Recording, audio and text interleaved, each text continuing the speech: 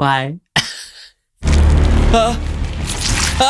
No! Severed family ties. See the truth. This is what is happening. Wake up. They're ignorant brain cells called genocide war.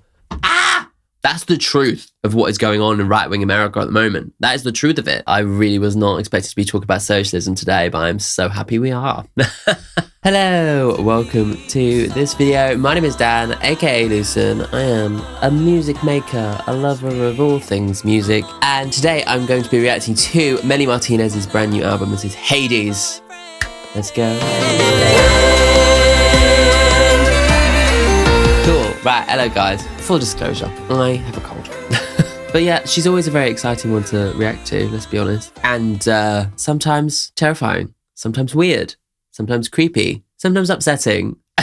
But always interesting. You guys who are the Melanie Martinez fans are the most passionate fan base, it seems, to me at least. And I owe so much of like the channel's growth to you guys. The Melanie Martinez reactions are still my biggest ones after all these years. Yeah. Thank you, guys. But yeah, I'm very excited to get into like this fourth album from her. This is a new era, right? So the first three albums were like a trilogy of like growing up and rebirth and stuff, right? And then this is like brand new slate. We're doing something totally different. But so far from this era, I've only heard one of the songs, Possession, which I did over on Patreon. Nowadays, I do like the kind of lead singles on Patreon and then I edit them for shorts. So you can keep an eye out for them on like TikTok and Instagram and YouTube shorts, or like watch the full thing on Patreon. It's a mammoth album. Oh my God, I didn't realize it was 18 songs. So I'm going to try and be like super succinct, which isn't always my bag. I do like to waffle on. But before we get into the album, if you are new to the channel, then welcome. If you haven't seen my other Melanie Martinez reactions, then whoa, you need to. And if you're a big fan of pop music in general, then it's worth subscribing because I do all the new albums and old ones too. And if you are a long-time viewer of the channel, which a lot of you probably will be, then make sure to check out my Patreon. You can watch this video with absolutely no cuts in any of the songs. And check out my first reaction to Possessions, like I said. And there's loads of monthly bonus content. Like I do some reactions that don't make it to YouTube. I've also started doing like opinion pieces. My initial reaction is all you usually see from me. But on Patreon, you get to kind of see how my relationship with that music changes and grows. Yeah, and then I also, even on the free tier, there's a newsletter. So there's like loads to get involved with and the community's lovely. So if you want to get involved, head over to Patreon. You can get involved for free.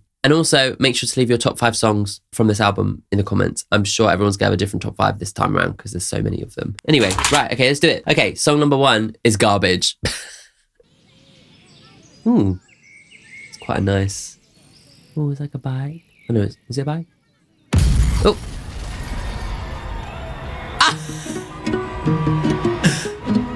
Oh my God, amazing storytelling.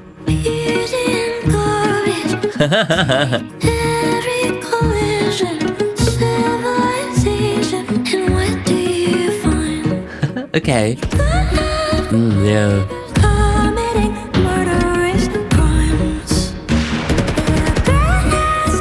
Oh my God. Oh. Wow. God, I just got shivers. Just the thought of like, you know, what's kind of going on in the world right now with this song, like, it's quite powerful. Wow.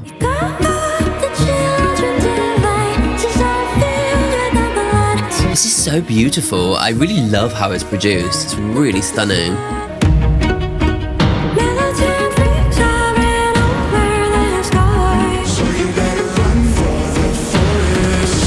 Haha. Wow. Using the machine gun as like a rhythmic element is like so clever but so dark. Wow. Such clever little like production flourishes.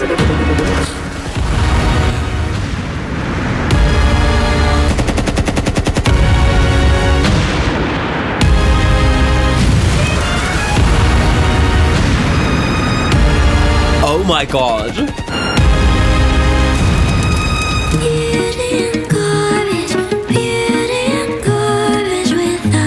Fucking hell. Jesus. I'm covered in goosebumps. Oh my God. Ooh. Oh, okay, it's gone straight onto the second one. Oh my God, that was fucking phenomenal, wasn't it? Like an audio journey, like fucking brilliantly put together, and like the surprise element, the twist element, the storytelling and the sound design takes you on like an audio journey. The use of like rhythmic elements of like real world things to kind of illustrate the storytelling. Fucking insane, really stunning. And then this message of like building something better from the rubble, you know? We'll get into lyrics in a sec, but oh my God. It started off with like a beautiful kind of setting, and then in such a kind of cartoonish way, you have boom, something slams down in the middle of it and just destroys everything. The machine gun sample is the thing that like really just hit me, because there's just so much kind of like weight in that as a sound, you know, especially at the moment. Like it is really quite jarring, and I think she uses that association to really great effect. Like really, it's a very arresting kind of thing. And then for it to kind of like towards the end go back into this with the really dramatic strings and stuff, just absolutely phenomenal. Like it feels like you're in the middle of like a battle, you know. It's amazing. It's so cool. And what an incredible start to an album, you know. Beauty and garbage, take what it gives you this time. Every collision, civilization collapses, and what do you find? Wake up the neighbours and stop the policemen from committing murderous crimes. The grass combusted, the water is fishless, the earthquakes are hour-long strikes. Wow. Violence ablazing, gunshots replacing the sound of church bells and hymns. White Jesus save me. You'll scream like a baby. Your water is cheap bottled wine. Wake up, the children, devices are filled with the blood of their addicted hands. No service is left but the service you give to your fellow American man. Fucking hell. Beauty and garbage music. Without it, we wouldn't hold hands. Take what it gives you, look from a new view, and build something better this time.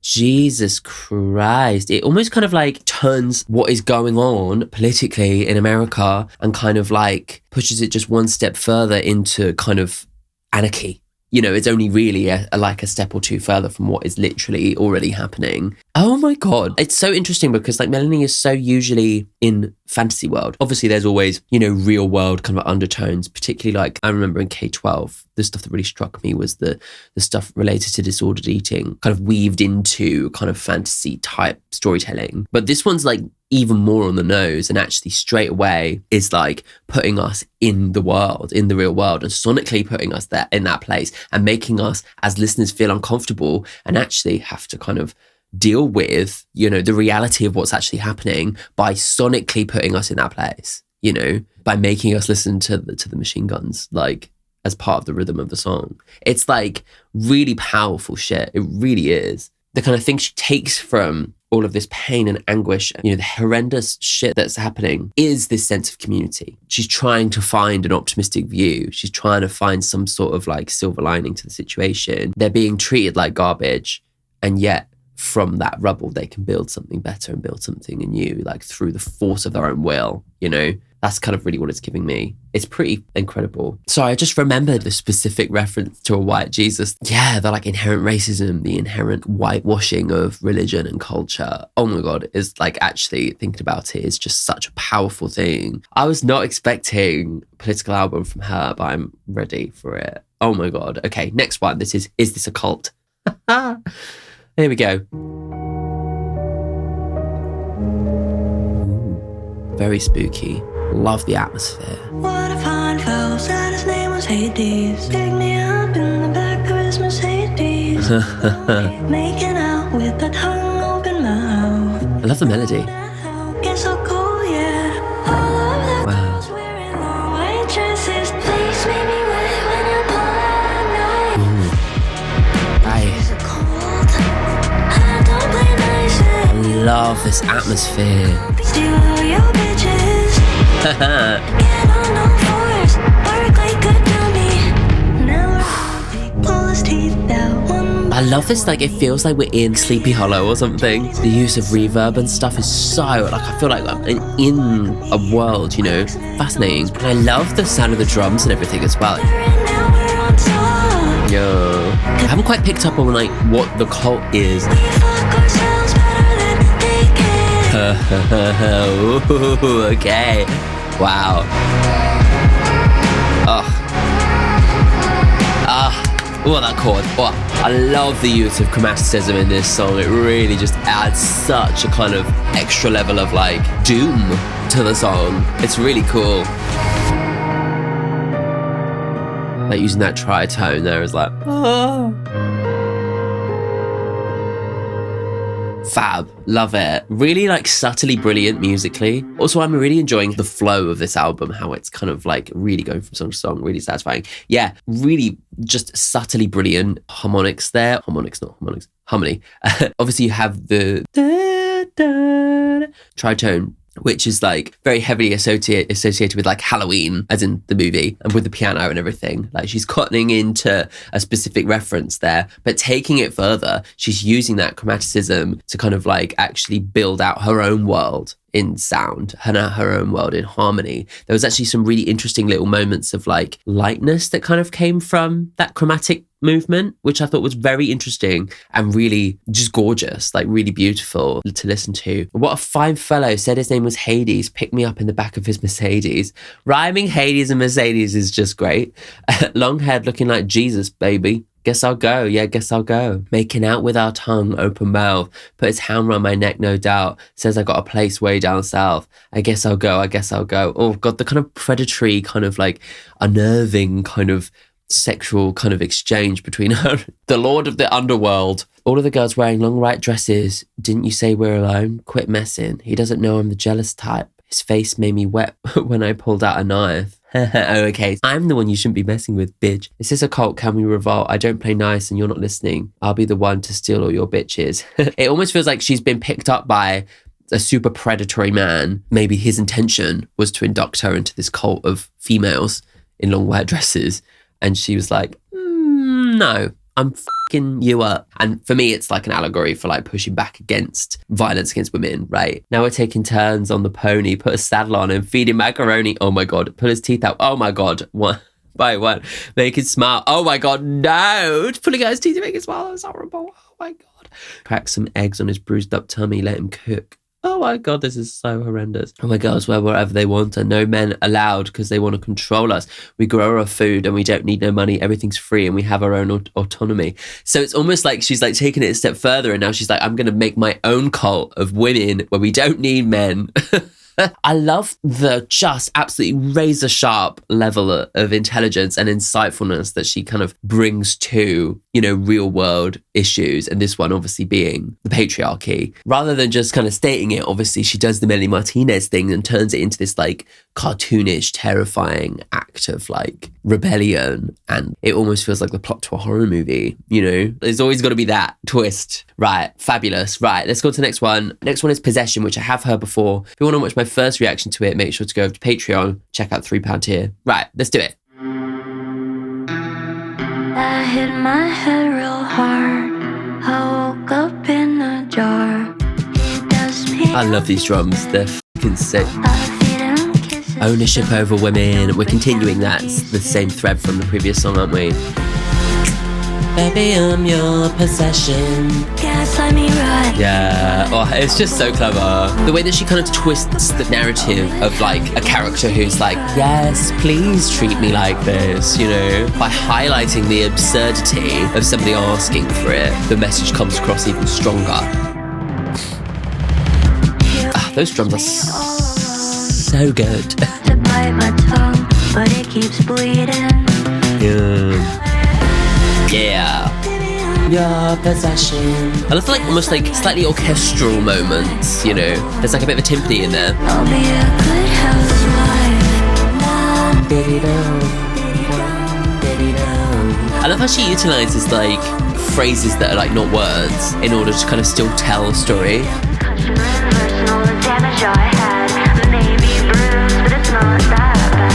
Love it. Yeah, such a clever, insightful song. I really love the little orchestral flourishes. I really love the drums. Oh my God, the drums are so good. I love the way the diddy dums are like painting the picture of this like woman who's almost like maybe with like Stockholm syndrome, right? In some sort of like daze, like she's hypnotized, like dum dum. Diddy dum, like there's not a thought going on. But then I love that at the end, she escapes, right? Crashes the car and manages to wake herself up, you know? That like really does a good job of like making sure that the audience do know that she's not just glorifying this like idea of being a possession, you know? Yeah, fabulous. Yeah, I hit my head real hard. I woke up in a jar. So that hitting my head real hard almost like implies that sense of like being hypnotized or whatever, you know? He dusts me off each day. I'm made of porcelain clay. I feed him kisses so I don't break down to pieces. Baby, I'm your possession. Handle me like a weapon. Gaslight me right. Tell me, keep quiet. I'll go along. Diddy-dum. The use of the gaslight me right is just such a clever lyric that really immediately kind of gives you that bit of spice. You know, you're like, oh, the way that she's twisting it into a way that's like, oh, gaslight me right. It's just like so Melanie and really does highlight the absurdity of it. Took the keys out and left, drove into a tree, walked around for a minute, people staring at me, concussion, reversing all the damage I had. I may be bruised, but it's not that bad. But it's almost like the damage is what she's been taught by the patriarchy, you know, how she's been taught to act as a female within a relationship. And then suddenly she's like, this act of rebellion has freed me. It's just very, very clever. She's just so insightful and so sharp and has such a specific way in which she likes to tell stories. And this album so far, it feels like her skill and her ability to songwrite and create worlds has like leveled up. Right, next one. This is White Boy with a Gun. Christ.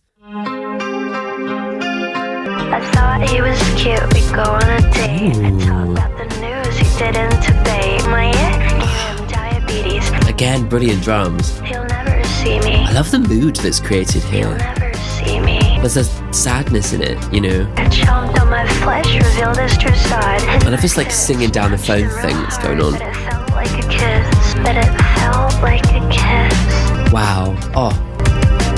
You say Ah. you're a feminist, but you support the government's racist, no nuance. Might as well just wear a real nice guy.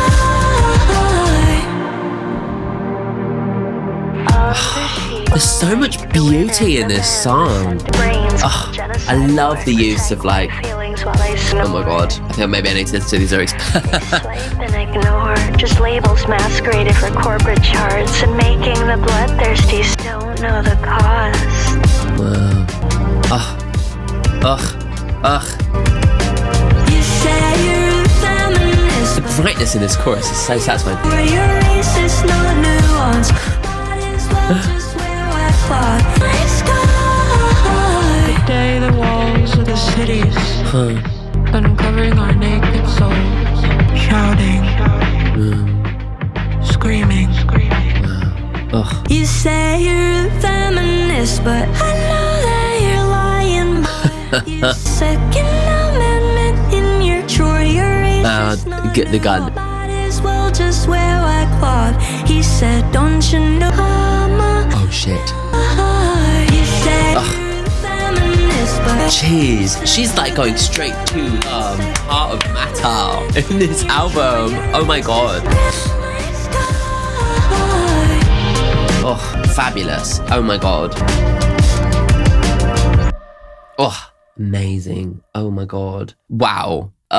She's really firing off these like just super like insightful, direct, savage lines that I'm finding just completely captivating and so real. I think the thing is that like when it comes to like crisis moments in history, right? I feel like there are two kinds of artists and like both are completely valid. It's just almost like natural reactions to these things. One is like escapism, giving your audience like coping mechanisms. This is why we had a disco revival during COVID. It's like escapism, it's dancing, even when we couldn't leave the house, you know? And I feel like there are a lot of albums I've heard recently that seem to be kind of like almost in response to the darkness of the world are bringing in these kind of dreamlike escapist kind of fantasies. And then the other side is that you get the political, right? And you get people digging in and going specifically straight to the heart of it and laying it all out there. And it's kind of almost like two reactions. And I very much expected mainly Martinez to be in the fantasy world because that's very much like what she does. She creates fantasy worlds. But what's incredible about this album so far is that yes, you have this fantasy world, but within it, extremely political, straight to the point, no bones about it stories. It's really incredible that she's doing that and being so like forthright and forthcoming. And so it's very refreshing in that regard, but it's also super incredible the way that she tells that story. It's not like typical protest music, which is often leads into like punk aesthetics. Obviously, there's something very punk in vibe about Melanie, right? But like her vehicle for that message is this like dark, twisted, creepy mirror. You know, it's reflecting the world back at us, but reflecting it in a way that shows us the true darkness of what's going on. I thought he was cute. We go on a date, talked about the news. He didn't debate. Pillow talk went awry. A typical guy chomped on my flesh, revealed his true side. Yeah. His ignorance slipped, and so did my fist. Punched him real hard, but it felt like a kiss. Bit of a Florence reference there. Is she a Florence fan? You say you're a feminist, but I know that you're lying, boy. You support the government's Second Amendment in your drawer. Fuck. So the Second Amendment is the right to bear arms, right? You're racist, not nuanced. Might as well just wear white cloth. Fucking hell. I love that she's so on the nose about it. She's like, that's the truth of what is going on in right-wing America at the moment. That is the truth of it. We are not shying away. All of the sheep, white people alike, their ignorant brain cells called genocide war. Ah! Oh my God. Protect white feelings while they swipe and ignore. They swipe and ignore. They swipe and ignore. When girl power means no human, no heart, just labels masqueraded for corporate charts. Oh my God. And making bloodthirsty seem like gods to stupid little bitches who don't know the cost. Oh my God. I feel like she's like really just putting everything out there. Not only like she's like saying, you know, you are complicit by not saying anything. She's also saying like, you're just following along like sheep. You're getting told a narrative. You're calling it a war when it's actually just a genocide. You are like being led by the nose by this fucking government. Oh my God. And all you do is just swipe on your phones and ignore what's going on. It's like they've got you all addicted to your phones and now you're there, you're being controlled. Oof. Done. Oh my God, I can't believe she's going here. It's amazing. And like the idea of girl power being masqueraded for corporate charts, it's like selling the idea of like feminism and selling the idea of values, like personal values, just to make money. She's really like untangling in like a single verse, like everything that's going on in America. It is just like really amazing. The walls of the cities will crumble away, uncovering our naked souls. All start singing, shouting, screaming. The truth of the matter will all be laid bare in the future, and we will look back and you will be ashamed of how you acted. This is amazing. I honestly was not expecting her to do a political album, and I'm so here. I'm so here for it. Like, right, next one. This is Disney Princess. I know this was a pre-release single, but I haven't heard it. Let's go. The prettiest girl in all the land was left alone without a hand. Oh. She fell down the sewer and got led astray. I love the chipmunk voice. That's so good. Till she was made a Disney princess. So good. Oh my God. Ah, these drums. The drums in this album are so good. I can't. Drunk drive till I need to drama dump. Please don't go. You're the only one. That's melody. It's nice. And I fucked every devil. Oh. I love the like undermining of like Disney tropes, the strings, the chipmunk boys.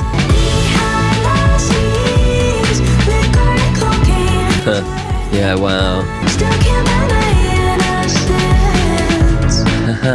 Nice. I just love the vibe, actually, of this one.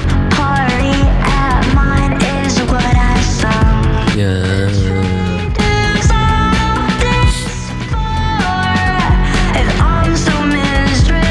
Oh, yeah, wow. Oh. I love that string line, it's so cool. Suffering and pain is worth it.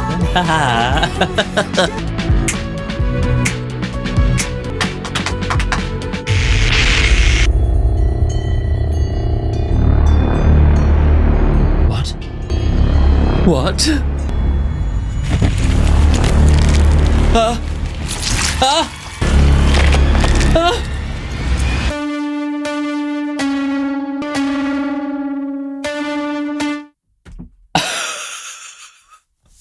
No. Why did you always have to do stuff that's fucking gross? Got it really. Oh, it just upsets me. I can't. My God, it almost feels like out of the body of the carcass of this Disney princess, this like monster just like emerges. I almost like picture this like fucking giant praying mantis or something covered in goo, just like cracking open her body and breaking out. I'm like, it's fucking gross. It is fucking gross. I love this like undermining of like Disney princess tropes, you know, like to start out kind of, you know, talking about like a lost person who falls into the sewer and turns into a Disney princess. And then like to use the sounds of Disney, like the chickmunk voice and the strings and everything to just jab at that persona, to jab at that and undermine the Disney princess. It's just like so clever. The prettiest girl in all the land was left alone without a hand to hold, to teach, or mould, or pray. To mould, interesting. Monsters, demons, and all the rest took her soul and innocence. They tweezed and pulled all that was left till she was made a Disney princess. She has this like setup. She couldn't find a man to love her, and so she was thrown away, and yet she twists that because that's the girl who is the Disney princess, right? Which suggests a much darker interpretation or a darker undertone or a darker understanding of what is going on at the center of this Disney princess trope. Drunk, drive, doe-eyed, and 20 bumps. He says, I fight for relevance, the word I feared since I was young. Ooh, please don't go, you're the only one who sees my soul, but fuck these other cunts. I can't quit the show. I've signed the dotted line and I fucked every devil. Los Angeles, turn on your TV. Come on, worship me, I'm perfect. Behind the scenes, liquor and cocaine, suffering and pain, it's all worth it. My allowance bought me everything, still can't buy my innocence. She's like outlining this trope of somebody who has all the privilege of a Disney princess and chooses to control, manipulate others and actually have like a kind of dark personal life. Whereas on the surface, they come across like perfect. On the inside, they've fucked the devil, you know, they've signed their souls away for being worshipped, for fame, for power. Grown men asking where I was from, too young, out late with nothing on, parents got rich out having fun, party at mine is what I sung. I wonder whether she's like particularly pointing at like one specific celebrity. It could be like the Kardashians or something, but like it really gives me that kind of idea that like on the surface they come across as perfect. You should look up to them and they want to be worshipped basically, and they want to be powerful, but underneath there's this like really, really, really dark thing going on at the center of it that is related to another point in the wall of what is fucked with our society right now. Can't toss this gold, it's my name that they know. Who's this all for? If I'm so miserable, I want to kill all these devils. Yeah, so it's like the truth of like this character, this celebrity character, is that they are completely fucking miserable. She just has such a way of taking something that is in our society, that is something that we all know about these like cultural figures who have a lot of power and have a lot of money, who are morally bankrupt people. But rather than just saying it, she creates this whole fabulous metaphor surrounding the Disney princess, you know, and this like fairy tale. And it's just so clever. If you think about Disney itself, it's like on the surface, something that's like beautiful and all about love and all about romance, and that's something that we grew up with and have a very specific relationship to. And yet at the center of it, you have anti-Semitism, right? Beyond that, you have homophobia that's now being like rainbow washed or whatever you would call it, right? Where they're like putting in token things. And then as soon as the culture turns away from liberal values, suddenly, is it Elio, the latest Pixar one, has all of the LGBT storylines stripped from it, you know? And like as a corporation, they are at the center of like the evil in the world in so many ways. But on the surface, it's beautiful and it's pretty and it's lovely and it's all for kids. But underneath is like this like dark thing. And she's utilizing that knowledge that we have of Disney, that understanding that we have of Disney in the real world to like further this kind of narrative of her own, you know? It's really insightful is the word of the day. I'm honestly so impressed by like how political this album is, and like in the last few years like I've become a much more kind of political person than like more like outspoken, and so I really feel like I can appreciate the journeys that she's kind of gone on and, you know, making this album in that way. Right, okay, let's go on to the next one. This is Grudges. That distortion is juicy. I'm a perfect little angel for you. Horns are growing out of my face like I just want to pour their medicine in their mouth and give them a taste. Nice. I love the bounce in this. So sick.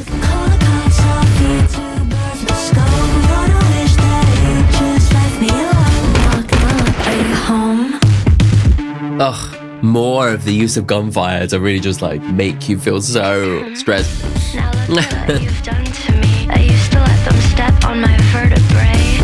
Pray to God for this. To turn me into a flying fuckity fuck machine.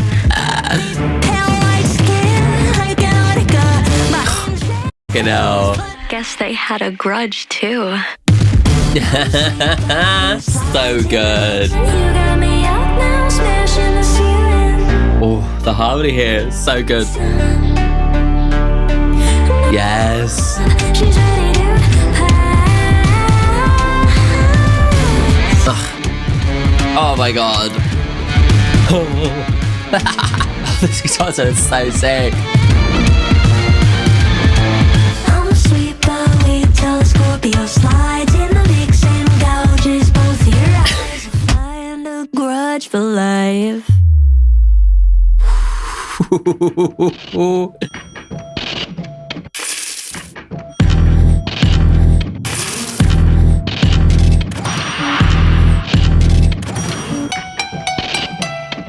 I see. So clever. The use of like, I was like, is that a fax machine? I think it's a fax machine. The money spilling out, the cash drawer. I was like, it really reminds me of Pink Floyd, that song they have about money. And then to like move into Monopoly Man. So good. Oh my God. I just love the vibe of that song. The bounce of it, the way that the drums felt kind of like glitchy and like distorted and kind of gave you a real sense of movement. I love this idea of like her growing horns and fucking up shit. Just a vibe, and I loved the harmony in it. That mid-late section that kind of had like almost like a hint of like the Picardy third angelical rise, you know? The Picardy third is like the resolution from minor into major. It's used in like evangelical Christian music in order to kind of give that like closer to God rise. But here she's using it almost like in the opposite way. Meanwhile, is kind of having her own kind of divine retribution, which is actually much more devilish. I'm a perfect little angel for you. I always say please and thank you. Every time you spit up in my face and shit on my space, I still was true. Talking about a boyfriend as if they're a baby. But I feel so horny lately. No, like horns are growing out of my face. Like I want to burn bridges and kill bitches and pour their medicine in their mouth. Give them a taste. Getting revenge. I'm sweet, but wait till the Scorpio slides in the mix and gouges both of your eyes. Around that much and you will find a grudge for life. Had to turn me into I don't give a flying fuckity fuck machine. I'm a machine of someone who doesn't give a fuck. I will literally like run around and fuck you to death. Now I'm up now, baby, I'm up now. You woke me, the monster is up. She's ready to pounce. Feels as if she's been so fucked over by patriarchy, by maybe individual relationships. And this is like the rage. This is like the pent up rage of like being at the heel of the patriarchy. And this is like her enacting her divine retribution, her revenge, holding these grudges and holding them tight. You know, like really just like a fascinating way to just like show anger in a song. Really good. Right, next one. This is Monopoly Man.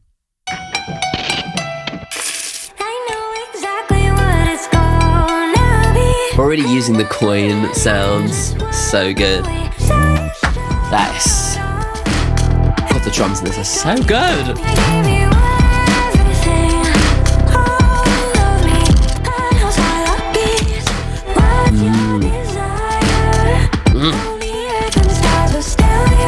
This is so satisfying and written. Oh my God.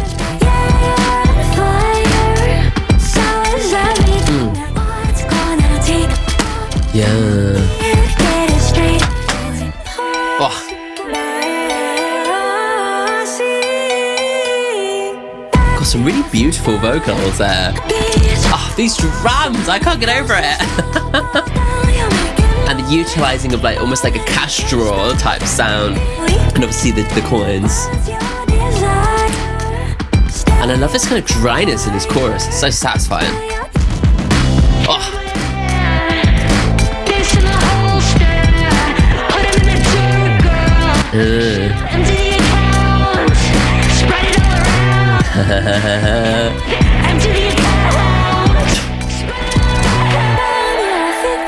Wow.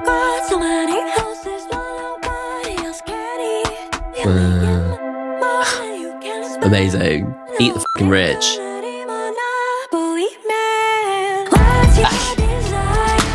I'm just really vibing with this song. It feels like a kind of twisted early noughties pop song in a way. Maybe it's like a Christina or a Britney reference I'm picking up on. Oh my god. This is so good.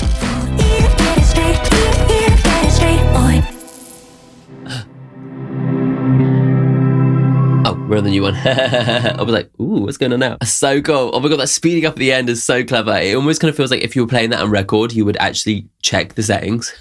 That's just the vibe of that. Really enjoyed the vibe of that. Just those drums are just like so crunchy and so satisfying to listen to. And like the use of like the dry and the wet is so clever in this album. Like the way she has like drums that feel like so dry and so in your face, and yet like really beautiful kind of atmospheric reverby stuff in the background to kind of give it depth. But it feels like the drums punch through that reverbiness, that wash to kind of create this beautiful sense of contrast in the production. It's just like really, really nice. I loved the use of the coins. Like there's kind of like sinister feeling hanging over it with someone like flipping a coin. Like they're gonna control your destiny because they're rich. You know, it's that kind of feeling that hangs over the whole thing. So cool. Don't want to call you up. I know exactly what it's going to be. I'm not ready to just work away my youth today. I just want LOVE. You say, shut up and hold my throat. You throw me across the street.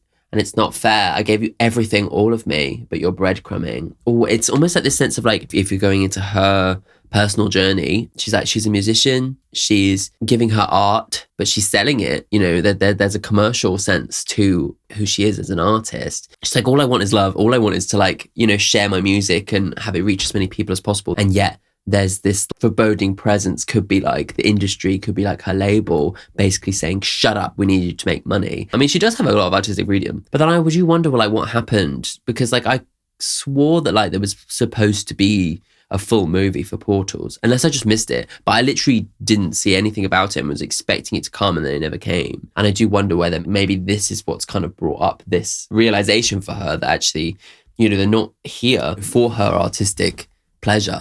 They are here to make money, you know. Maybe your Fifth Avenue penthouse by the beach got so many houses while nobody else can eat. Exactly. Still, you're making more than you can spend in a whole eternity, Monopoly man. Yeah, so it's really looking at that kind of extremely rich upper class of people. It's like I read something recently in the UK, 50% of the country's wealth is owned by just 50 families. There's like 70 million, 80 million people living in the UK. And just 50 families. So what, like, if that's like 10 people in family, that's like 500 people out of that, you know, 80 million people own 50% of the wealth. And yet there are people, who can't afford to eat, who can't afford to have housing. Like, it's barbaric. And I do understand that, like, you know, we live in a like capitalist world and there are many beautiful things that can come out of it, but it's gone too far. It's gone way too far. There's some sort of like balancing that needs to happen. Like I would never describe myself as like a full-on socialist, but I certainly do agree that like at the very least a tax on people who have more money than they could possibly spend. It's just about accruing power and accruing status at that point. It's not anything to do with actually money you can spend. Yeah, and something needs to change. What's your desire? Own the earth and the stars, but still you climb higher. Do your damage, baby. What's it going to take? It's like rich people feeding off of the poor and building their tower higher and higher and higher and higher into space. And it's impossible for everyone to leave the mess you made. We're paying for the things we can just grow on our own. It's embarrassing. Yeah, so it's like this idea of like consumerism, the fact that like people can't afford to eat healthily because all the cheapest food is processed. It's like part of the whole like obesity issue as well, you know? And it's crazy that like a fresh vegetable is now too expensive for people. Kill him with it, fists in the holster, make him really work for it. Put him in the dirt, girl, shit on him, make him lick the ground, babe, empty the account, spread it all around. Yeah, so this is like almost like a socialist hero who's coming in and fucking over the Monopoly man, stealing all of his money and spreading it amongst the poor, you know? I truly love it. It's so good. I really was not expected to be talking about socialism today, but I'm so happy we are. Cool. Let's go on to the next one. This is Avoidant.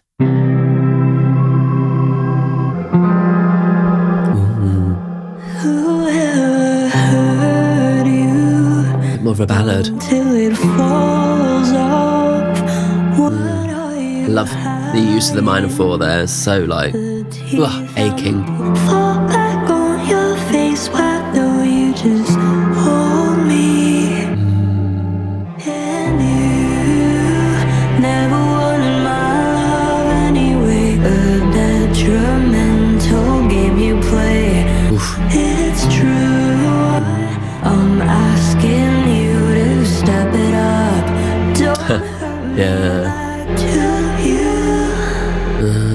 She's like saying, please don't hurt me like the others have. Give me some hope. Let your guard disintegrate. Tell me all the ways you're feeling.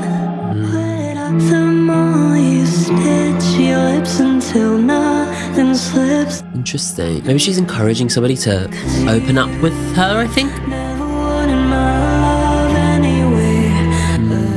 I've dealt with ones just like you. And I'll know I did everything I could do to show you the depth of what love can pursue. She's like trying to maybe change this person, but failing, I think. That's what my love can do.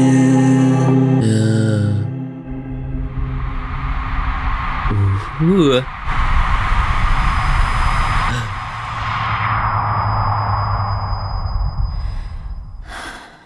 Wow. Oh my God, what a powerful, powerful ending to that. I loved, obviously, the sound of the crowd, but then the way that it was manipulated with the panning and with the filter and with the intimacy at the center of that. When you hear her breath, you know, so interesting. I wonder whether that's going to kind of be the next thing that she deals with, is like her relationship with fame, you know? Yeah, so fascinating. Really nice to have like a much more intimate, emotional song. It brought a shade to the album, you know? Whoever hurt you don't love you like I do. I've kept my hand in the pot for way too long till it falls off. What are you hiding? For me, it feels like a relationship where like the other person is like not sharing themselves with her. Who made you like this? I want to be that person who you can be truthful and intimate with your feelings about your feelings with. You know what I mean? I know it's never long till you fall back on your face. Why don't you just hold me? I'm no psychic, but I predict that you'll be leaving. Don't learn here just to give her there. Oh, okay. So don't learn from our relationship just to give it to somebody else. And you never wanted my love anyway. A detrimental game you play. But I'm asking you to step it up. Don't hurt me like they did to you. I like the idea of like breaking the cycle of pain. You know, don't hurt me like somebody else hurt you. She's like, my love is something that can encourage you to be more open with yourself,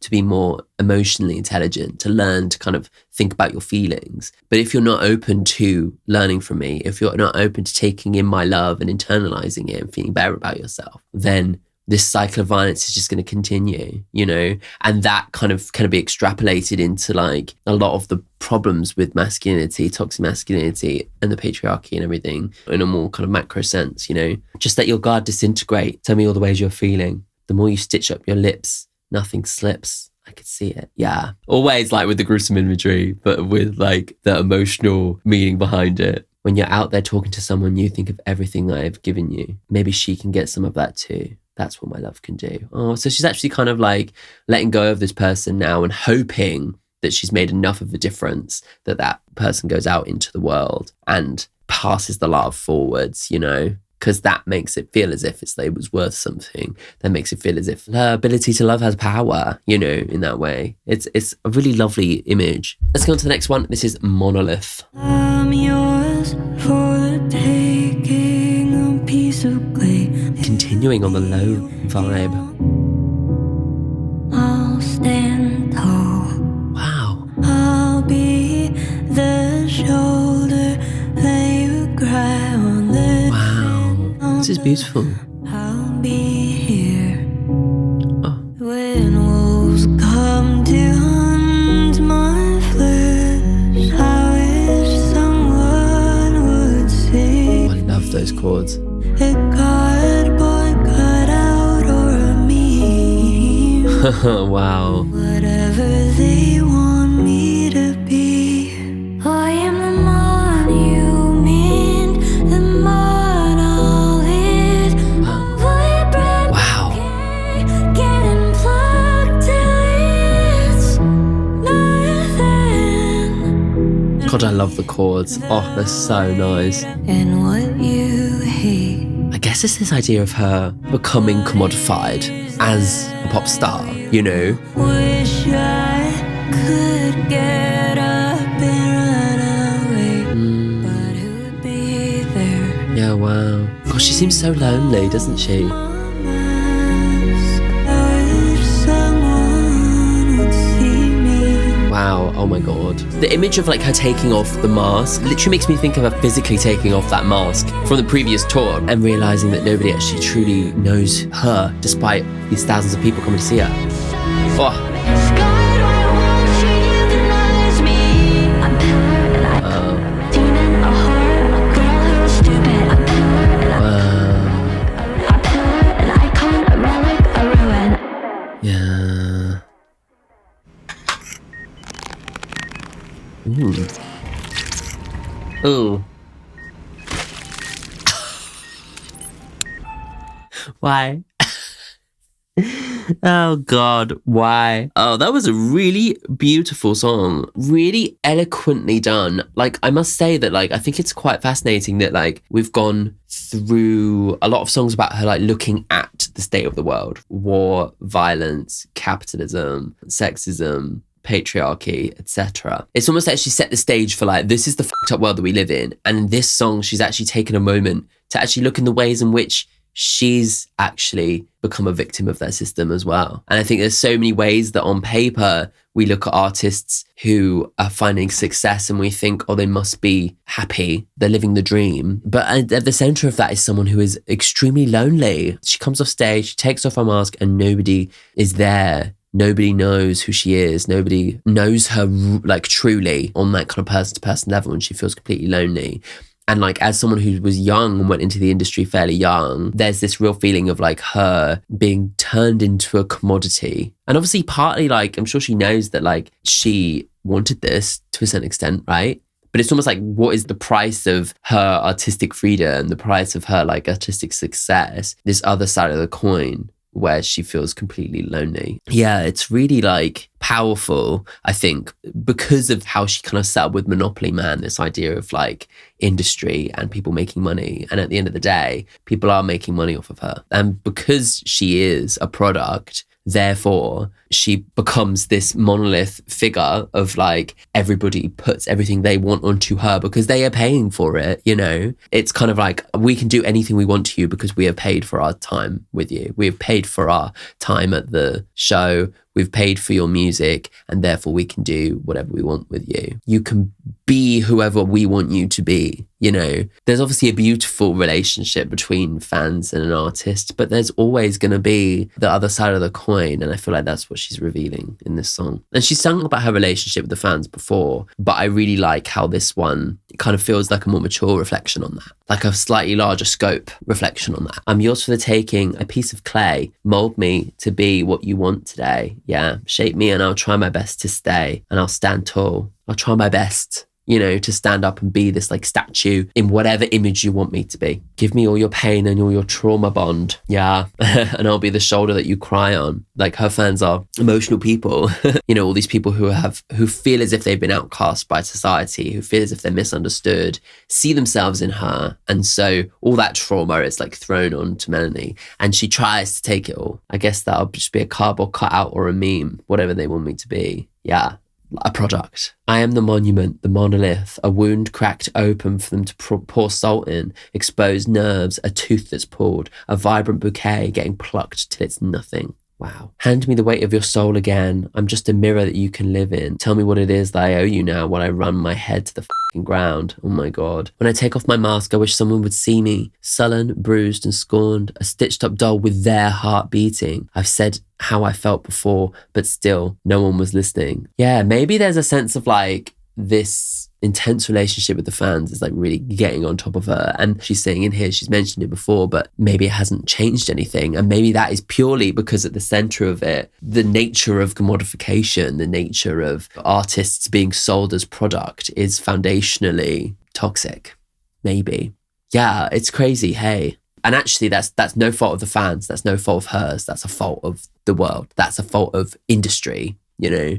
dehumanize and scrutinize. God won't you euthanize me. Jeez, this has really gotten like quite dark in this one. Pair an icon, a relic, a ruin, a demon, a whore, a girl who's stupid. It's kind of like all the things that she can be to all people, right? But none of those things are actually who she is. It's just what people think she is, you know? Really, really powerful. And like she's really sharing something that feels very, very intimate, you know? Right, let's go on to the next one. This is Weight Watchers. Woof. Everyone's trying to get it up faster. Bam, smooth. Carbs don't burn fast enough for what it's worth. A thread on subreddit is what I'm reduced to. People saying stuff about her weight. I did see that online recently.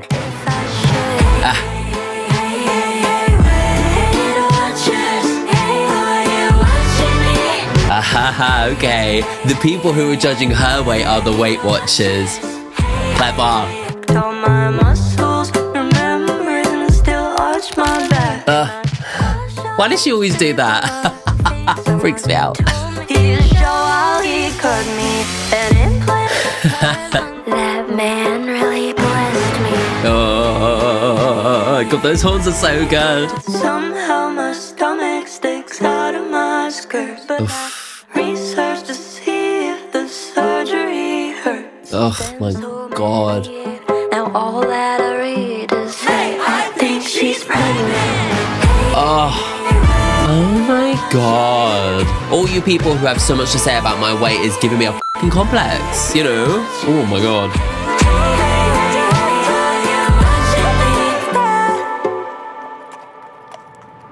Oh, horses? What's the next song called? The Plague. Oh, okay. I get that, right?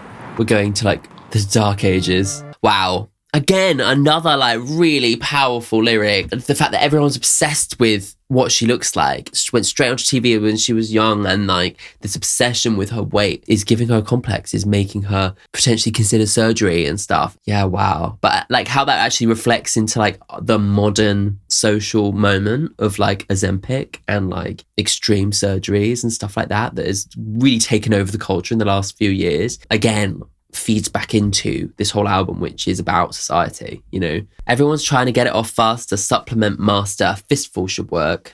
Soup in the smoothies to combat disaster. Carbs don't burn fast enough for what it's worth. It's just so cleverly written, the poetry in it. It's really great. Didn't think I changed too much till they said it. A thread on subreddit is what I'm reduced to. Oh my God. Hey, Weight Watchers, are you watching me? And I goo a shah every day. Maybe it's like a massage thing, but my face still has fat. Someone told me their doctor could get rid of that, but I already got a surgeon who knows me and implanted 500cc of sexy. Oh my God. I won't lie to you, that man really blessed me. It almost feels like Frankenstein, doesn't it? Like Dr. Frankenstein, and she's the monster. How normal is it to skip lunch and dessert, and yet somehow my stomach sits out my skirt? So I work out each day, but I don't think it works. So I research to see if surgery hurts. Fuck me. I spent so many years being cute on the TV. Before I could blink, I became nearly 30. And I got bigger boobs so I could transcend it. And all that I read is, hey, I think she's pregnant. Maybe she did end up getting a boob job. Maybe this is like the dysmorphia that must come from being constantly under the public eye. Which is obviously Weight Watchers is referring to the dieting plan thing. But she's like turning that on its head in a clever way, being like, you are the people watching my weight. And it is giving me a complex. It's driven me to this. I went and got a boob job because I thought that it would make me feel better about growing older in the public eye. The fact that I'm not cute anymore, the fact that I'm not young anymore, which is how you will see me. I thought I'd get a boob job and that would make me feel better. I thought that would fix the issue, right? And all that happened is everybody decided that I was pregnant instead. And it's like a realization that like that was not the solution, and not because of any fault of her own, but because it's the system. It's social media. It's fucked up. And this is what this album is doing. Turning that mirror around to the listeners and saying, your little comment that seems a bit like, you know, just random off the cuff, commenting on my weight might just seem like a small thing in the moment, but this is the ramification of it. And this is the society that is now built up on social media and given people dysmorphia and complexes, you know? And this is how we've got into this new beauty standard of the Ozempic face. It's all because of you so-called Weight Watchers and the subreddits and all that culture. Yeah, I just love how this album is like using every song as an opportunity to kind of like highlight like an issue in our society. You know, whether it's the commodification of art, whether it's like body dysmorphia and the modern dieting bullshit thing. We're talking about racism, we're talking about socialism, we're talking about toxic masculinity, the patriarchy, everything. And it's really, really fab. Like, it's so brilliant. I can't believe we've still got 1, 2, 3, 4, 5, 6, 7 songs left. I've got a dentist appointment at 1. Very Melanie of me. And I thought I'd be able to get it done. I thought I'd be able to finish this album before then. But no, there's just too much to dig into. Right, let's go on to the next one then. This is The Plague. The hospital's filled with gold-colored eyes, created a packed out room in the sky. Wonder what this plague is. Ooh, nice. Oh, I love this rhythm. I wasn't expecting this. Really up the energy again. I love this like head voice place that she's using a lot in this album. It's really nice.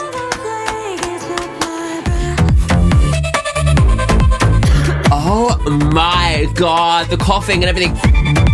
Oh, this is so good. Oh, amazing.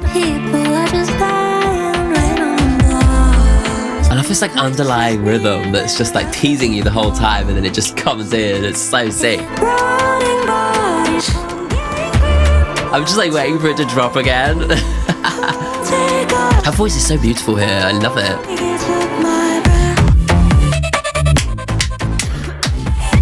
Oh, this is so good.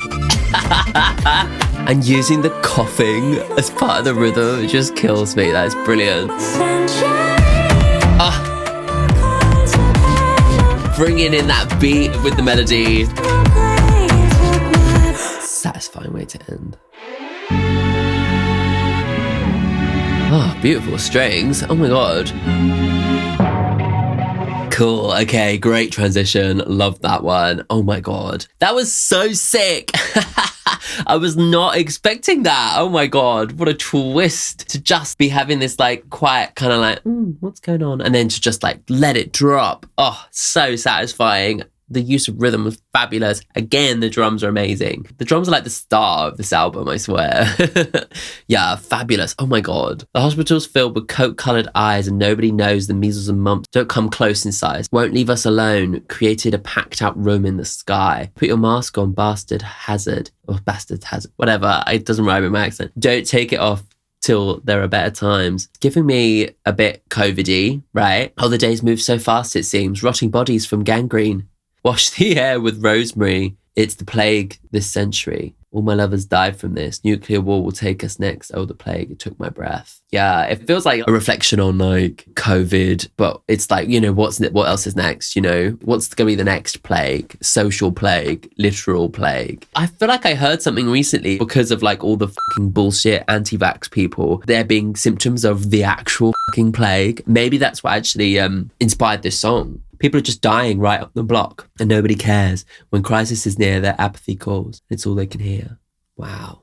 Shit. It's like the complete lack of empathy that people have for one another during the pandemic. Like there were so many people who were out there like partying, doing their thing, doing whatever the they wanted to do and not thinking about the people who were actually dying, you know? Again, it's like another reflection on like the way in which people in this current state of society are dealing with everything. It's just, oh my god, it's so good. Cool. Hello, everybody. I just got back from the dentist. I need to tell you what she told me because it's so funny. A couple of months ago, I had a bit of like lockjaw and I called up the dentist, but it sorted itself out. It was fine. And this was the first time I could get it. So it's literally been 2 months. And she was like, oh, with the lockjaw, she was just like, be careful about keeping your mouth open for extended periods of time. She was like yawning. I was like, excuse me. Anyway, I had to tell you, this is so funny. Right, okay, where were we? Let's do the next one then. This is BATSHIT Intelligence. Ooh, again, more fun rhythm. Parasite man, what is your plan? Tell me now, who is a savage here? I love the kind of like laid back, kind of subtle energy to this rhythm. We're gonna go somewhere, I think. Yeah. Nice. Oh. I love the rhythm. I love the way the melody plays with it, you know?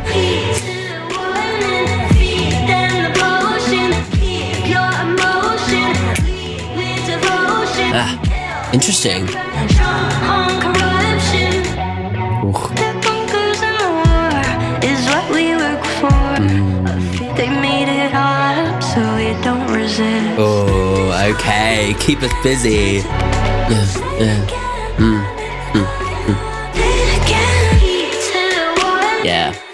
Yeah. Yeah. Keep your emotion, lead with devotion. I like that. Feels like a bit of a manifesto, you know? I really enjoy the rhythm. It's kind of like a little bit of a subtle thing to it, but it's nice. It's really nice.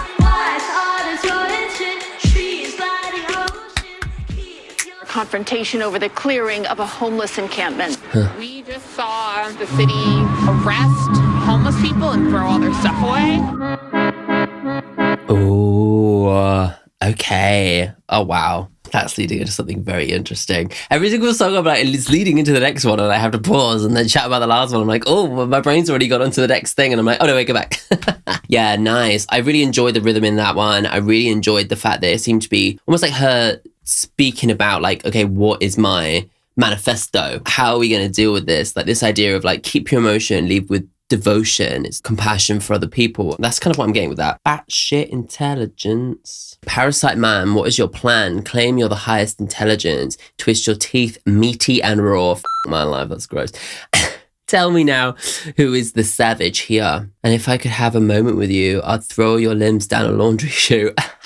It wouldn't be cruel, just what you accrued. Oh, yeah. Using like the accrual of wealth, like, you know, accruing wealth and accruing karma, you know, oh, it's actually so good. Rent is high and the tax is due on a floating rock burning avenues. Where's the alien who can save us now? Mother Nature screams death is guaranteed. It's interesting, the batshit intelligence. Like, I wonder, like, to me, it feels like she's singing to somebody like Trump. Parasite leeching off the wealth of the country, you know, and just looking basically at the state of where this man has got the country to. That's what it's giving me, you know. Mother Nature's screaming, you know, the environmental crisis, the economic crisis of like rent and food and stuff, you know. Oh yeah, the burning avenues, like the wildfires in LA. It's falling to shit and I don't have an answer at this point in the song. Heed to the warning, feed them the potion. Wise are the tortured.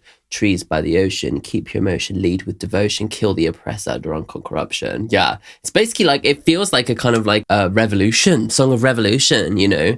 Kill the oppressor, drunk on corruption. It's just like, whoa, that's like, could be like taken straight out of like an old like Russian revolution manifesto or something. Do you know what I mean? Like, we studied the Russian revolutions in school. That's why it reminds me of that. Breeding the youth, workers to foes. If anyone questions the status quo, interesting. Workers to foes, the idea of like this like rich class basically turning working class people against one another. You know, that's like the tactic of the right wing at the moment. It's the tactic throughout history, you know, divide and conquer. If you can get all the poor people fighting each other, then the rich people stay rich and stay fine, you know, all of that stuff. That's exactly what's going on right now. The idea of like the repetition in these sections makes it feel like a mantra, right? Arrest today after a confrontation over the clearing of a homeless encampment. We just saw the city arrest homeless people and throw all their stuff away. This kind of continues the story. It's quite clever, actually, the way that it goes from song to song, because now she's talking about homeless people who have literally nothing, getting thrown off the street and all their stuff thrown away, even though they already have nothing and they probably accrued like hardly anything, and yet all that stuff's getting thrown away because rich people don't want to see them. But the reason that they're there in the first place is because of all the shit that we've been talking about, you know,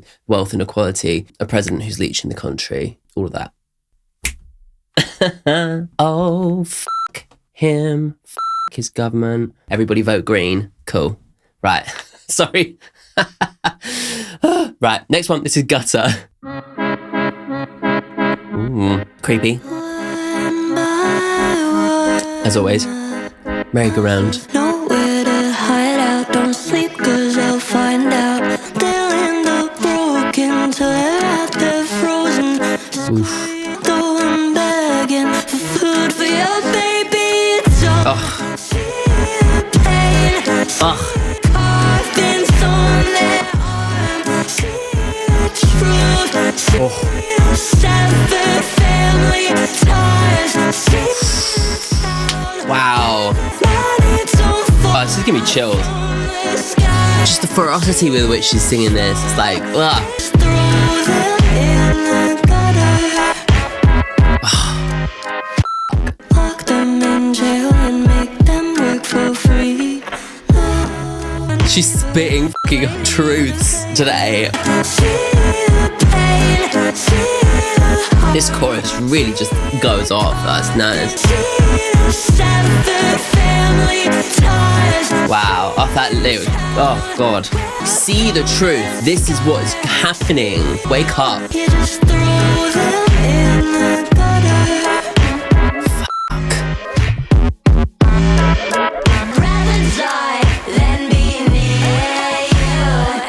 Ugh. Yeah, wow. Ah, God, she knows the power in that line. Oh, yeah. Ugh. Wow. My God. Yes, transition. Oh, it's so sick. That was just, oh my God, there were some really powerful things about that. Like so many little lyrics that I was picking up on. I was just like, woof. The dangers of othering people, right? This is the thing. And I like the, you know, the leading in with the talking about homeless people and all this stuff. This is what happens when you other people. You're throwing them in the gutter, you know? And this is like something that's really been in my head recently because of the political situation is the way that like, the way people talk about immigrants at the moment is like, othering them. It's like, these are other. These are people that aren't my people. And I'm grouping them all into one big group and saying, this is wrong, this is wrong, this is wrong. Making big statements, you know. And some of these conversations you'll be having and like people will say, oh yeah, but then some people are coming in with the immigrants illegally and then doing illegal things in the country and blah, blah, blah, blah, blah. And it's like, just because there's like people who are taking advantage of a broken system does not mean that all these other people who are fleeing fucking war-torn countries, which are war-torn because of the powers that be causing these fucking wars, these illegal wars. It's not their fault. And these people are desperately fleeing and in terms of international law have the right to seek refuge. And yet they're getting lumped in with the small minority of people who are taking advantage of the situation. You know, it's stuff like that. But like, and this is dangerous conversations to be having when you're just like lumping everyone together and othering them because you're dehumanizing them and you're losing your sense of connection to their humanity. And when you do that, that allows you to be in a headspace politically where you might end up voting for someone like Trump, you know? If you have dehumanized these other people, then they're not human to you suddenly. It's subconsciously, you know? And you can vote for somebody who will do outrageous, horrendous, horrible things like starting wars in Iran, you know? It's like, we saw a benefit concert a few weeks ago called Transmission, and Siri McKellen was there, and he did a monologue from a Shakespeare play, one that I don't know very well, but it is about like the dangers of othering, and it was written 400 years ago. 400 years ago, and yet people's doing it all over again. And Melanie's like on it. She's got a finger on the pulse in this shit, and she's saying it in a way that is really unique. One by one, the houses get stolen by corporate erosion. No one ever thinks they'll end up broken till they're out there frozen, screaming they're crazy till you're one begging for food for your baby. Yeah, so it's like, it could be you. You are one step away from being on the street. And maybe the reason that some of these people on the street is because of corporate greed and because of like the corporations buying out these political parties. You don't see the pain, see the harm, see the carvings on their arm, see the truth, see the lies, see the severed family ties. Oh, see the town where they reside. Money don't fall out from the sky. See the child, they have a mother. You just throw them in the gutter. Yeah, no one's safe. The powers that be are so sick and deranged. Clean the streets, they lock them in jail and make them work for free.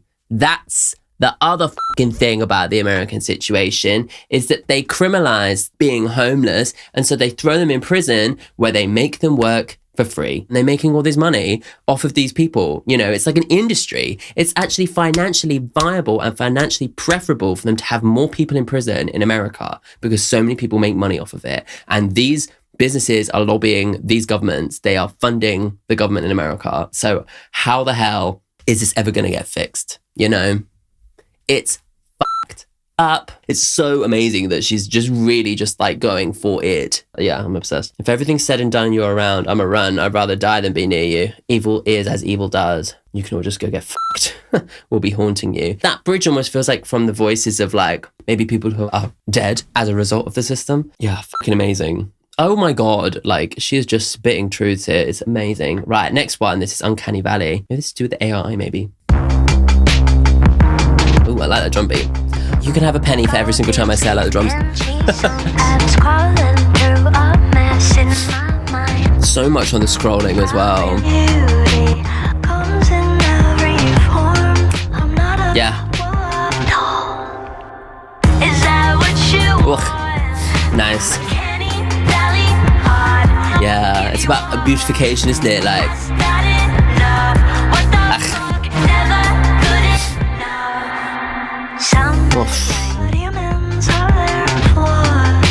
yeah, exactly. Humans are flaws, and all we're doing is like shaving all these things away, you know?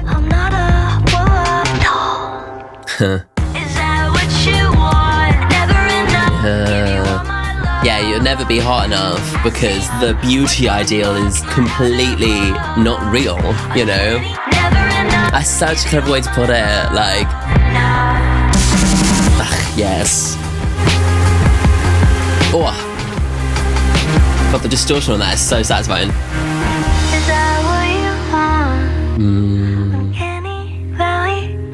Give you all my love, but it's never enough. Yeah, I love that chromatic thing on the melody.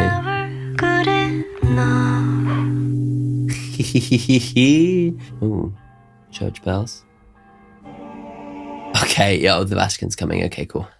Fabulous. Again, like spitting more hard truths about like the nature of like beauty ideals and stuff. Something that made me think about is this AI situation. I've saw it recently because there's this new thing in gaming. It's to do with upscaling stuff, like it's artificial upscaling. And it used to be just to make it look like high quality, more pixels type thing. But this new one is like, oh, now we're going to be, if you switch it on, it will improve visuals. And it's like, okay. All the examples that they put are giving people these like perfect uncanny valley AI faces where it's like, I guess it's more realistic, but it just looks fucking creepy, you know? And also like yassified. This is the whole thing, this yassification, AI yassification, because it's like everything that it's trained on is like making this like perfect vision of a face, but it's like completely fucked with our self-image, like filter trends, the way that like Instagram filters have changed the way we look at our own faces. It's like the next stage of that. Anyway, my point being is that like, it reminded me of that because it's this like uncanny level of like perfection, which is just not human. It's not realistic at all. AI upscale to AI generative image creation, one image at a time. We are getting trained to think that that is what beauty looks like. As we keep scrolling, this is going into our fucking minds and it is ruining our own self-image because it is not real. Doesn't matter how much surgery you try and get to try and make yourself look like that, it's not going to happen. This album is like so real, I can't. Golden skin and cherry cheeks, some etched out abs and toned obliques. I'm scrolling through a mess in my mind. Crawling out the fucking mud. I've worked so hard, never enough. My body will never be on your dime. No matter how hard I try, I will never reach that perfect version of beauty because it doesn't exist. These people online, they have great lighting. They have editing, you know, that too. You know, it's not even necessarily even a real picture. And even if it is, they might have spent a whole week starving themselves and dehydrating themselves so they can get that one image, you know? It's like not realistic. It's not actually the way you can live your life. Bodies change and that's just a picture. My body changes every day. I wake up and I feel bloated and my stomach's a bit bigger. It is what it is. You know, I wake up some days and I have a scratch on my face because I've accidentally scratched my face. I wake up some days and I've got bigger bags because I'm tired. I wake up in the morning and I haven't shaved and I've got hair on my face. Your body's changed every single day. Sorry, I'm really on a rant today. So please don't tell me what I owe. Trends, they come and go, but humans have their flaws. Beauty comes in every form. Baby, there ain't no norm. I'm not a blow-up doll. Is that what you want? Uncanny valley heart? Never enough. Give you all my love. So it's like being in a relationship, giving everything you have, all of your love to somebody, and it's not being enough because you can't live up to an impossible beauty standard. I'm laying out in a bikini. Bahamas, I'm oiled, steamy. Your boyfriend likes my pick this time.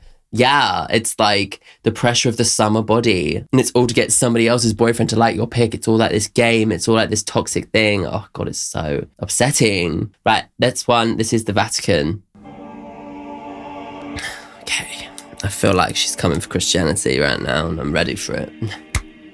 Organized religion, let's be clear, is different to faith. Ooh, I like that. Very cool table setting. Oh, yes. Oh, cool. Oh my God, those drums are so sick. He says again. They don't uphold supremacy. Money, power, goddess, choke on humanity. Well, yes. Yeah, yes. Jenkins and Jesus licking AR-15s. It's so the way you come out the closet. Pray to this pussy. Confess your sins. Worship me like the Vatican. I literally love this. Like the Vatican. This is so good. Oh my God. I love the use of the quiet. It's so good. The whispering and stuff. Oh, it's so cool. All the scandals are involving hurting little boys. Oh my God. It's so homoerotic, the way you pray to men. I literally love the way she's like saying, you're so fucking gay. Yeah, well, but this is the thing. Ugh. Repression, isn't it? Confess your sins. I literally love the rhythm in this. It's so sick, and the production is just off the charts. Off the f***ing charts. Express yourself, scream Jesus, baby, you're hot as hell. Marry and so express yourself. Express yourself, scream Jesus. My white God fucks me real well. God, this is such a vibe. This song is so good. She's got such a thing on rhythm, this album, actually. I'm really appreciating. On your knees. En el nombre del Padre y del Hijo. It's an egg. Frying egg in the depths of hell. Such fun. Yeah, oh my God, what a vibe that song was. I just love the sense of rhythm that she's bringing into this album. She has like Latin American heritage, right? There aren't like obvious like Latin American rhythms going on, but you can tell that the influence is there in the approach to rhythm more than her previous albums. I feel like her previous albums in terms of rhythm have been fairly like straightforward, but these ones seem to have more groove and more going on in terms of like syncopation, you know? Yeah, there's so many great moments of rhythm in this. But then like, oh God, like the ba, ba, ba kind of use of that like monk choir singing vocal sample. So cool. Yeah, great. Really good. Really liked it. Oh, and now for the lyrics and for me to go, oh my fucking God, again. Fall on your knees, get you heart worship me like the Vatican. Many men decorate their necks with nooses if they don't uphold supremacy. Lose their job, kill their wife. Those things come round in two. Yeah, wow. Money, power, God's chokehold on humanity. Yeah, it's like this idea of like losing your job and losing your finances is like enough for you to go berserk and kill your fucking wife. Nothing gives this motherfuckers quite a boner like religion, Catholic, Christian, kissing Jesus, licking AR-15s. It's so homoerotic. The way you pray to men and treat your women like a leviathan. Come out of the closet, sip my holy water, pray to this pussy, confess your sins. Yeah, this like feeling of like these repressed people who use Christianity as an excuse. The thing is that like the problems with organized religion go in so deep. This is like thousands of years at this point, right? I don't really know, whatever. And the church's crusade against gay people has led to people who are completely repressed outside themselves, completely repressed even accepting other people who are in that way, despite the fact that Christianity is supposed to preach community and love and all those kinds of things. When it comes to certain issues, it's like they just flip. But like so much of it and so much of these extremists are extremists because they've repressed every ounce of their homosexuality and therefore explode in these like horrendous ways, you know? Licking a fucking gun. And that's the thing though, isn't it? Like they're showing off their guns and it's like this weird obsession with like phallic things, you know? It's like, it's gay. You know, it's like fucking Elon Musk with his dick-shaped rocket and all this stuff. It's like, come on, guys. But the Pope looks so enticing, tantalizing, with all the secrets he must keep in. But those robes, they will make you feel kind of freaky. Well, too bad they're all celibate. No wonder all the scandals are involving hurting little boys. If you all just fucked each other, did some poppers, you'd see God and finally rejoice. Oh my God. That is simultaneously really, really, really fucking dark. But you got to find the humor in it somewhere, Jesus Christ. My God. She really just went there like, Jesus Christ. Don't repress yourself, express yourself. Scream, Jesus, baby, you're hot as hell. Mary don't quite make it swell. But my white God fucks me real well. Also, like, yeah, like we were saying earlier, like the whitewashing of the imagery of Jesus, even though, like, you know, this figure that he's based on never would have been white in the first place, but it makes them more comfortable to be praying to a white man, you know. Listen to Hayley Williams' True Believer if you want another really good song that speaks on that narrative. I love the kind of tongue-in-cheek nature of it, which is really fun, but I love that it calls into question the absurdity of like organized religion and the toxicity that goes on within organized religion and causes unknown amounts of scarring to so many people who are abused at the hands of organized religion, you know. And it's doing it in a way that is like funny, but yeah, highlights the absurdity and highlights the darkness within it all, you know. It's just really good. I enjoyed her other albums, but this one, it just feels like something's just flipped in her head. There's a sense of freedom to her writing in this. Maybe it's like because she's free of the whole trilogy thing, she's free of that concept. It's allowed her to just kind of mature in her songwriting a step further, because it really feels like the songwriting is far more mature, far more insightful, with far more direction than I kind of felt in earlier albums. Yeah, it's like a whole other level to her artistry. She's accessed now. It's really, really fab. Right, let's do the next one. This is Hell's Front Porch. Cool.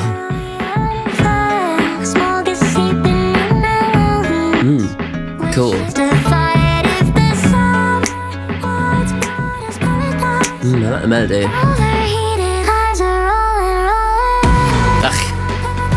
Ooh, every single time it has this kind of like flanging effect on her voice. I'm obsessed with it.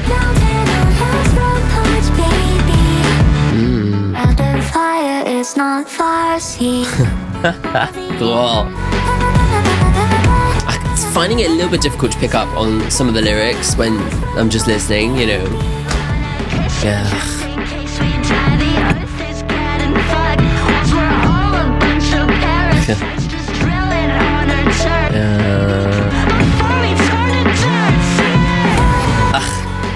Sick.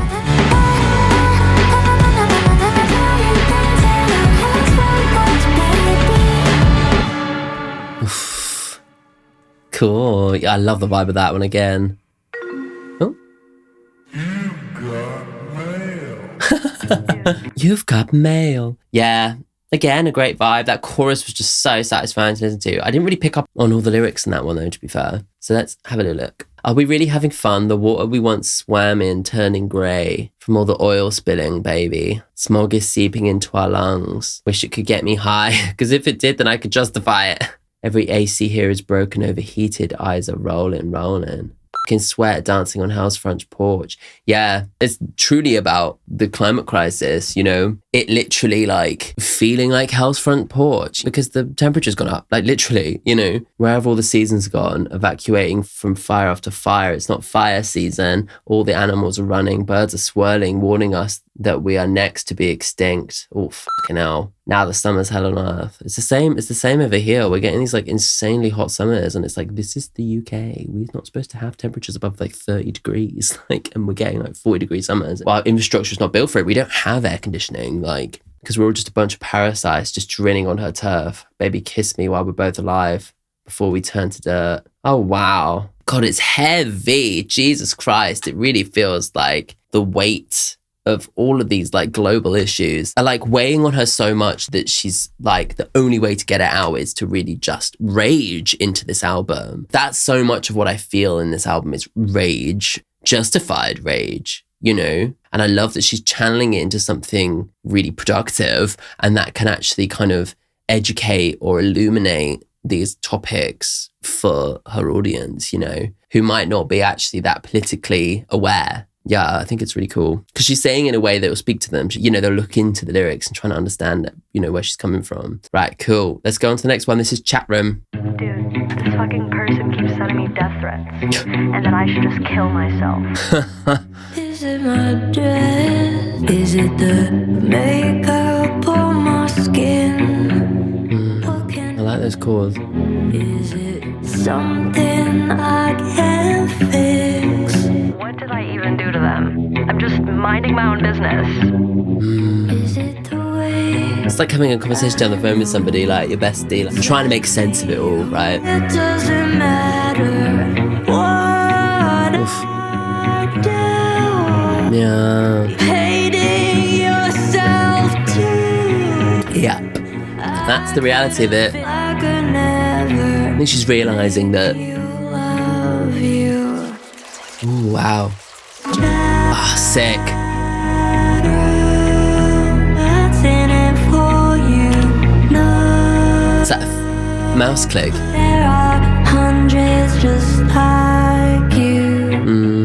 I can't tell a 45-year-old incel or a 10-year-old on their mom's iPad. Yeah, there's this realisation that, like, it's not her fault. They're both victims of society. That's kind of the realisation, I think, throughout the whole album. Nothing will stop you. Wow. It doesn't matter. Yeah. You can't control it. In the end of the day, Melanie, it's not about you. That's the reality, isn't it? They're just projecting, yeah. Love you. I'm just gonna delete my account. Oh, it's interesting that those clicks of the mouse almost sound like shutters of a paparazzi, you know? That's clever. But it doesn't matter. I feel like I like the lightness in this. Like, it feels much more like major, much more like she's managed to let something go, you know? You made me hate my reflection. In a novel, I am cramming all of your words deep into my Yeah, wow. kills me. What's in it for you? Oh, I love all that textural shit. That is so good. Hundreds just like you. Yeah, exactly. Ooh. Okay, so the apocalypse is here. Wow.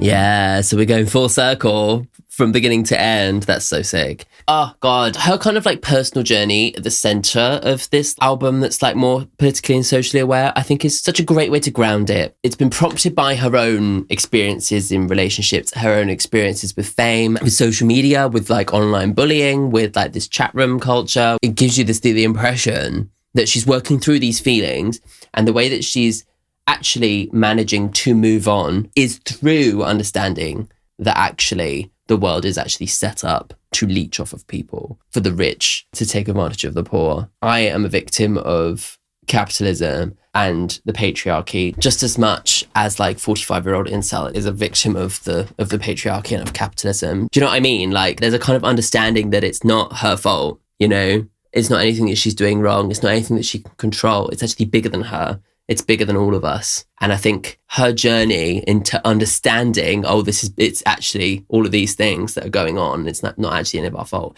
It's kind of actually helping with her own personal journey in terms of being able to let go of these expectations, let go of her anger towards these like individual people who are sending her death threats online, let go of like her own bad self-image, because she's like, oh wait, no, that's just how they want me to feel, you know? There's a freedom in that understanding, taking a step back and looking at the big picture. And yeah, and that as a concept really does feel like it grounds the whole experience, you know? Dude, this fucking person keeps sending me death threats. They're saying that I'm ugly as fuck, my music is shit, and I should just kill myself. Is it my dress or shoes? Is it the makeup on my skin? What can I change for you? Or is it worse? Is it something I can't fix? Whatever it is, you seem so obsessed with it. It doesn't matter what I do. You will never change in your old age. You'll be hating yourself too. I could have fit the mold you made and took what you done through. Still, I could have never make you love you. Yeah, that's the reality. It's like, it doesn't matter what I do to myself. That hatred is still within you. And all you're doing is just reflecting that onto me. It actually has nothing to do with me. You can let it go. You're not unique. There are hundreds just like you. I can't tell if this is a bot, a 45-year-old incel, or a 10-year-old on their mum's iPad.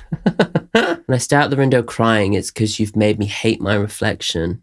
Ugh. And in another reality, I could have loved myself. I could have been myself. But here I am, cramming all your words deep into my veins until it kills me. I don't think she's necessarily in that place, right? I think that could be the place. If she wasn't having this realization throughout this album, I feel like that could be the place where she's gone. And that's the place that where many people have gone. And that's what leads them to surgery and body modification. Oh, God. It's just really, like, well done. I also love the kind of, like, real point the finger, fuck you energy of it. It was really satisfying that I could have that moment, you know? Right, okay. Before we go on to the final song, this is the moment for me to shout out my patrons. Hello, everybody on Patreon. Thank you so much for supporting me month on month to make it possible for me to do what I do. I might be full-time soon, but let's whisper it because I don't want to count my chickens before they've hatched. But this literally would not be possible. This potential would not be even, anywhere on the cards if it was not for my patrons. So thank you guys every single month for supporting me, for getting involved, for chatting, all of that stuff. I appreciate it so much. I really do. Yeah. And if you want to get involved, you can do. There are multiple ways to get involved, including the free tier where you get access to my weekly newsletter, including the £3 tier where you get access to my reactions to new music videos, live performances, and my opinion pieces, which get quite political sometimes, like I have today, and also get into like the state of music and awards and all that kind of stuff. And then on the next tier up, the £7 tier, you get access to my uncut album reactions, including all the ones that go on YouTube and a bunch of exclusive ones, one of which is voted by everybody in the community. And then in the upper tiers, you get to request what reactions I do. And so you get like either song request, artist request, or album request. And all of those videos also end up on Patreon. So there's like loads of monthly bonus content and some more like slightly more niche things that you might not expect. And actually every single one I've ever done well, that I had the footage for, is on Patreon. So you can dig back through the collections. There's like hundreds and hundreds and hundreds of album reactions if you to get instantly. I think it's definitely a good value proposition if you love my stuff. But yeah, if not, free tier is great as well. I love being able to actually talk to you. The algorithm sometimes, especially like Instagram and TikTok and, well, actually all of them, to be honest, means that like it's very difficult to me to actually have a direct line to the people who follow me, which is dumb. It's like, why do you even follow people anymore if you're just going to get fed algorithmic bullshit? Oh, wait, so that those corporations make more money off of you. Anyway, but if you want to kind of like try and undermine that and support me directly, then yeah, even in the free tier is great because then I can actually tell you what's going on in my life in terms of my content. And yeah, and actually just literally just chat with you about music. So yeah, if you want to join in, the link's in the description. Thank you, everybody who does support me. You keep the lights on. Final song. This is The Last Two People on Earth. Fitting for a final song. I love how Garbage started with like the beginning of the end and now we are at the end, you know? So clever. Right, let's go. Ooh, I love that string. God, that's drama.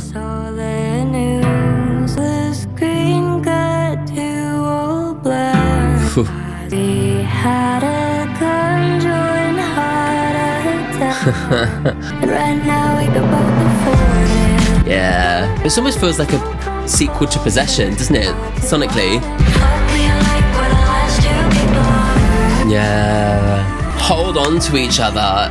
Times are fucking hard, so let's just hold on to each other, yeah. Your tongue in my mouth is my God.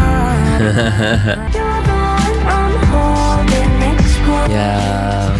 Feels like it's like almost like a way of her saying like love is the way forward, you know, like compassion for one another, connection. That's kind of my vibe though I'm getting from this, you know. More amazing drums, more amazing voice stuff.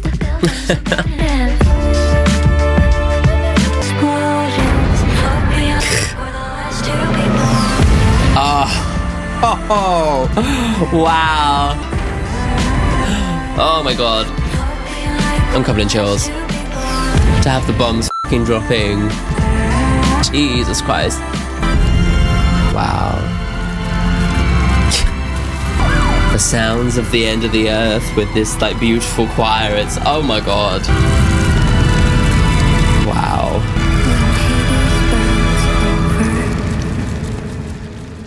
Jeez. Not a hopeful end. Wow. Oh my God. What a fucking amazing ending. I loved the way that it began with the first like breaking out of chaos, you know, anarchy, and then ended with that same kind of statement, you know, like very, very clever kind of bookending of the album. This is an album that is about the world falling to shit. And let's have two very literal representations of like collapse of society and things like literally breaking down at the beginning and the end, you know, very, very nice. And like, again, like, oh my God, like she's always been very good at this, right? Knowing how her listeners are going to hear certain sounds and feel a certain way. It's the bones cracking, it's the squelching, all of that stuff that I react to so with my cartoon face. But like here, she's almost like taking that knowledge of sound and the way that people feel when they hear it and using it to tell a powerful story. In that one, it was the bombs dropping, you know? And the thing is, like, as humans, we have such a powerful association with that sound. You know, it's my nan who lived through World War II. Like, she obviously has a very direct relationship with that sound, you know, but it's embedded in our society, it's embedded in our psyche. And now, in the kind of modern context, it's Palestine, it's Ukraine, it's Iran, you know, and it's like our association with those sounds right now, it's on the forefront of our brains, right? And the forefront of our hearts and our feelings.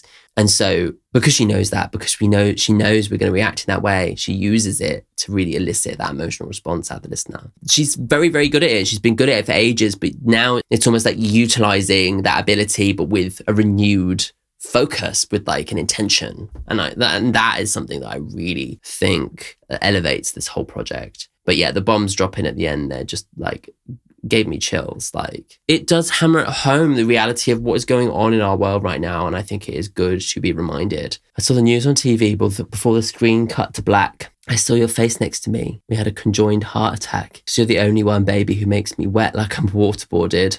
Fucking hell. Jesus Christ, Melanie. Everything's decaying. Everybody's dying. You're the only one I'm holding. Explosions. Fuck me white like we're the last two people on Earth. Because you're the only one, baby, who makes me hot like a volcano. Catastrophic orgasm that can wipe out a whole nation. Jesus Christ. She has so much humor in her writing. Like, to write like a song that's about sex while the world is ending, and to be like, my orgasms are like volcanoes that are gonna fucking wipe out entire races, is so funny and so dark. It's so fucking dark. But again, like, she spells out that absurdity to make you kind of realize the reality of what's happening, you know. It's so good. And at the end, she says, when Hades burns over. What about that? I guess the idea of Hades, obviously he's like the Lord of the Underworld in Greek mythology. And for me, it's almost like this album is like if the Lord of the Underworld came to Earth and took over a country like America, what would happen? Oh wait, it already has. You know, that's what it's giving me. It's like, what kind of like metaphorical story could I create that is a good framework for what is actually just happening in the world right now, you know, which is exactly how she writes everything. You know, it's like, here's the real world issue that I want to write about, and here's the really cool metaphor, creepy, weird metaphor that I'm going to package it all up in, you know? Yeah, and so that's kind of how I read the album title. And then at the end there, it gives a sense of conclusion, because it gives a sense of like, she personally has managed to kind of understand the reasons why our society is fucked, and is therefore kind of free of it in the end, like I was saying on the previous song. Yeah, and I think that kind of is the ultimate kind of thesis of this album, is like processing that rage and actually like realizing that like she shouldn't be directing that anger towards other people who are on her level, but towards the people who are above her. You know, the politicians and the rich people, basically, and the right-wing pricks who seem to be determined to lead us down this dark, dark, dark path. And so I guess that brings me to like chatting about the album as a whole. I have to say that this is quite easily her best project. There's no bones about it for me. The thing is, her early albums, she's always had this like incredible way of creating this unique imagery, this really fascinating like obsession with kind of grossness, magical, incredible visual world that she conjures through her lyrics and through her like visual presentation and all this kind of stuff. And in the past, she's utilized these metaphors and this storytelling to tell us personal stories, to tell us kind of more macro stories, right? You know, she talked about eating disorders in the past. She talked about abusive relationships. And I think that like, if I were to have more of criticism of those early projects, is that like there was more in the fantasy than there was of the connection to the real. For me, it feels like she's spent those 3 albums basically figuring out her artistry, and this is the album where she's locked in. You know, she's honed her skills, she's honed her songwriting, she's honed her production, her lyric writing, and her like, you know, ability to tell these kind of crazy stories through these like imaginative metaphors. But now she has a purpose. All of this skill, all of this creativity that I have like been like working out over the years, like honing over the years, now I'm going to direct it all in the same direction. And that is going to be for the purpose of basically tearing apart the current situation of society, undermining late stage capitalism, explaining it in her gruesome detail, exactly why it's all fucked up and how it's all fucked up in all these individual ways, you know. And it comes together in a project that feels like it has purpose and it has a real connection to the real world. And actually, the way in which she says these things feels far more elevated because of her kind of gross, crazy imagery. The gutter one is like a really good example of this, right? Where like it makes you feel even worse for these people who are at the bottom of this social system, the people who are really living in poverty, because of the grossness that she managed to conjure in her lyrics and through her sound design, you know. She makes it sound gross, she makes it feel gross, and it is fucking gross that these people are this poor, you know? And that's the power that she has and the way that she puts things across. It really makes you feel it in the chest. It just feels like she's like weaponizing her creativity to like say something really important. And it's brilliant. It's really brilliant. It's shocking. It's so real. It's so much more political and so much more barefaced and raw and brave than I ever thought that she would be on writing, you know? Yeah, very, very easily for me, her best project. Yeah. Oh God, what was my favorite song? I really liked The Plague. Oh my God, that was so good. But I think in terms of like, I loved Garbage as well. That was just like from the off, amazing. But I think I'm going to say Monopoly Man at the moment is my favorite one, just because of the way that it really goes in on like socialism basically. And it's just the way it does it, the way it sounds, the use of the production, the storytelling, all of that stuff. Basically everything I've been saying that's good about this album is like the best in that song, I think, on my first listen, I'd say. But yeah, let me know what your top 5s are. I really, really, really want to know. And let me know because I know that there's always like law-based stuff going on with Melanie's albums that I'm completely like miss when I do my first listens. So please let me know what all of that law stuff is. Please let me know what your top 5 favorite songs are. We'll be going through the comments. And yeah, I hope you enjoyed the video. If you haven't checked out any of my other Melanie Martinez reactions, then make sure to check out the playlist. It's here. And if you want to support me on Patreon, watch my first reaction to Possessions and watch my uncut reactions, then the link is here.